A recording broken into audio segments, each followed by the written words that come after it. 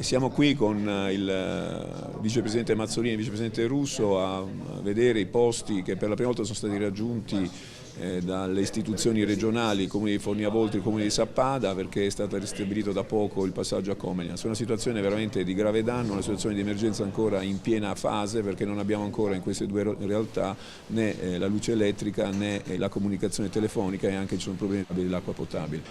Danni ingenti in abitazioni private con tetti scoperchiati, il patrimonio boschivo completamente in alcune zone atterrato, situazioni gravissime anche nel campo di biathlon di Forniavoltri, che ha avuto danni ingenti dal punto di vista infrastrutturale, strade anche sconnesse o in parte franate, quindi una situazione di grave emergenza dalla quale non ci siamo forse neanche resi conto per la complessità che c'era. Abbiamo portato solidarietà a queste due realtà, quindi al sindaco di Forniavoltri e al sindaco di Sappada, per dire che la regione c'è e la regione farà di tutto per ristabilire in tempi il più brevi possibile sia la fase emergenziale che poi la fase del recupero e del ristoro dei danni.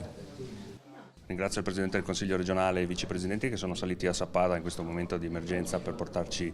la vicinanza della regione. Chiaramente abbiamo dovuto gestire una fase abbastanza critica, ma con il supporto ovviamente di tutte le istituzioni e soprattutto di tutti i volontari, che veramente approfitto per ringraziare. Siamo riusciti a garantire una certa tranquillità nonostante veramente alcune situazioni un po' complicate.